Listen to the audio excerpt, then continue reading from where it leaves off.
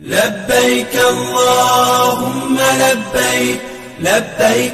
مفسدات روزہ یعنی روزے کو کون کون چیزیں توڑ دیتی ہیں، روزہ کیسے ٹوٹ جاتا ہے، آج ہم اس کا بیان کریں گے۔ آپ اس ویڈیو کو لازمی پورا ضرور دیکھیں تاکہ آپ کو سمجھ میں آ سکے کہ کن کن چیزوں سے روزہ ٹوٹ جاتا ہے۔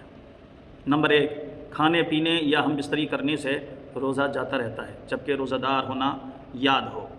نمبر 2، حقہ، سگریٹ، چرٹ وغیرہ پینے سے بھی اور جو ہم تمباکو کھاتے اس سے بھی روزہ جاتا رہتا ہے اگرچہ اپنے خیال میں حلق تک دھواں نہ پہنچتا ہو بہر شریعت باہوالا۔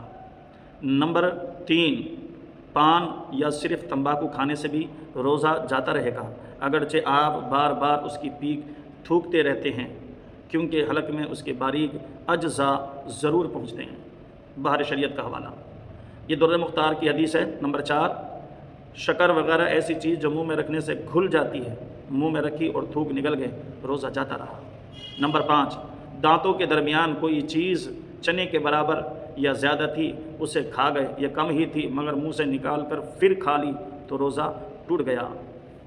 نمبر 6، دانتوں سے خون نکل کر حلق سے نیچے اترا اور خون تھوک سے زیادہ یا برابر یا کم تھا مگر اس کا مزہ حلق میں محسوس ہوا تو روزہ جاتا رہا، اور اگر کم تھا اور مزہ بھی حلق میں محسوس نہ ہوا تو روزہ نہ گیا۔ در مختار باہوالا۔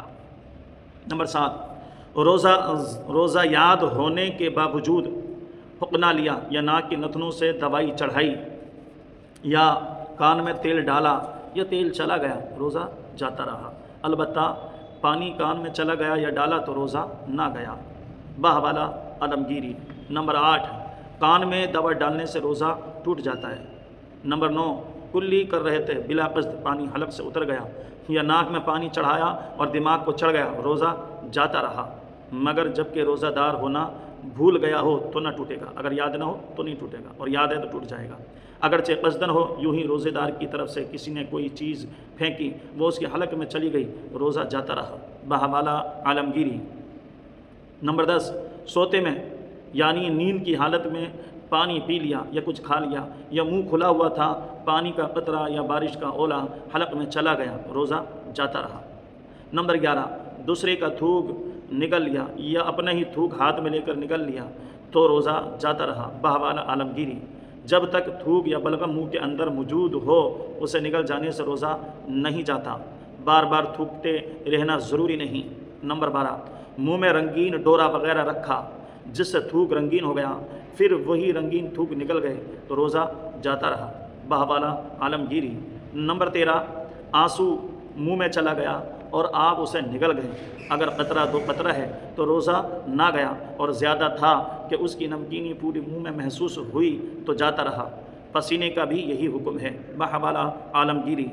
نمبر 14، فضلے کا مقام باہر نکل آیا تو حکم یہ ہے کہ خوب اچھی طرح کسی کپڑے وغیرہ سے پوچھ کر اٹھیں تاکہ تری باقی نہ رہے، اگر کچھ پانی اس پر باقی تھا اور کھڑے ہو گئے جس کی وجہ سے پانی اندر چلا گیا تو روزہ فاسد ہو گیا یعنی ٹوٹ گیا۔ اسی وجہ سے فقہ کرام فرماتے ہیں کہ روزہ دار استنجا کرنے میں سانس نہ لے۔ باہوالا عالمگیری۔ روزے میں قے ہونا۔ بعض اوقات ہمارے اسلامی بھائی یا بہن کو جب روزے میں قے ہو جاتی ہے، الٹی آ جاتی ہے تو وہ پریشان ہو جاتے ہیں۔ کافی ایسے بھائی بھی دیکھے ہیں جو یہ سمجھتے ہیں کہ روزے میں خود بخود قے ہو جانے سے بھی روزہ ٹوٹ جاتا ہے، حالانکہ ایسا نہیں۔ اس کی تفصیلات یہ ہیں۔ نمبر 1، روزے میں خود بخود کتنی قے الٹی ہو جائیں، بالٹی ہی کیوں نہ بھر جائے، اس سے روزہ نہیں ٹوٹتا۔ نمبر 2، اگر روزہ یاد ہونے کے باوجود قصدن یعنی جان بوجھ کر قے کی اور اگر وہ منہ بھر کی تعریف آگے بتائیں گے تو اب روزہ ٹوٹ جائے گا۔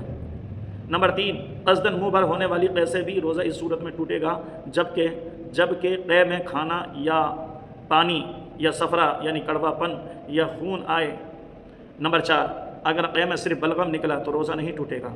نمبر 5، قصدن قے کی مگر تھوڑی سی آئی، منہ بھر نہ آئی تو اب بھی روزہ نہ ٹوٹا۔ نمبر 6، منہ بھر سے کم قے ہوئی اور منہ ہی سے دوبارہ لوٹ گئی یا خود ہی لوٹا دی، اس صورت میں بھی روزہ نہیں ٹوٹے گا۔ نمبر 7، منہ بھر قے بالاختیار ہو گئی تو روزہ تو نہ ٹوٹا، البتہ اگر اس میں سے ایک چنے کے برابر بھی واپس لوٹا دی تو روزہ ٹوٹ جائے گا، اور ایک چنے سے کم ہو تو روزہ نہ ٹوٹے گا۔ منہ بھر قے کی تعریف۔ منہ بھر قے کے معنی یہ ہیں اسے بلا تکلف نہ روکا جا سکے، باوالا عالمگیری۔ قے سے وضو رہا یا ٹوٹ گیا، یہ بھی آپ سماعت کرتے چلیں۔ ضمناً وضو میں قے کے احکام بھی ملاحظہ فرما لیں۔ نمبر 1، وضو کی حالت میں جان بوجھ کر کریں یا خود بخود ہو جائے، دونوں صورتوں میں اگر منہ بھر قے آئی اور اس میں کھانا، پانی یا صفرا کڑوا پانی آیا تو وضو ٹوٹ جائے گا بہر شریعت، باوالا۔ نمبر 2، اگر بلغم کی منہ بھر قے ہوئی تو وضو نہیں ٹوٹے گا۔ نمبر 3، بہتے خون کی قے وضو توڑ دیتی ہے۔ نمبر 4، بہتے خون کی قے سے وضو اس وقت ٹوٹتا ہے جبکہ خون تھوک سے مغلوب نہ ہو، شامی، یعنی خون کی وجہ سے قے سرخ ہو رہی ہے تو خون غالب ہے، وضو ٹوٹ گیا، اور تھوک زیادہ ہے اور خون کم ہے تو وضو نہیں ٹوٹے گا۔ اس کی نشانی یہ ہے کہ پوری قے جو تھوک پر مشتمل ہے وہ زرد پیلی ہوگی۔ نمبر 5، اگر قے میں جمع ہوا خون نکلا اور وہ منہ بھر سے کم ہے تو وضو نہیں ٹوٹے گا۔ ضروری ہدایات، یہ بھی آپ دھیان رکھیں، منہ بھر قے علاوہ بلغم کے بالکل پیشاب ہی کی طرح ناپاک ہے، اس کا کوئی چھینٹا کپڑے یا جسم پر نہ گرنے پائے، اس کی احتیاط فرمائیں۔ بدقسمتی سے ہمارے اسلامی بھائی اور بہنیں اس میں بڑی بے احتیاطی کرتے ہیں، کپڑوں پر چھینٹے پڑنے کی کوئی پرواہ نہیں کرتے، اور منہ وغیرہ پر جو قے لگ جاتی ہے اس کو بھی بلا جھجک اپنے کپڑوں سے پونچھ لیتے ہیں اور اس طرح اپنے کپڑوں کو ناپاک کر ڈالتے ہیں۔ اس سے احتیاط کرنی چاہیے۔ اللہ ہمیں ہر قسم کی نجاست سے بچائے، آمین بجاہ النبی الامین۔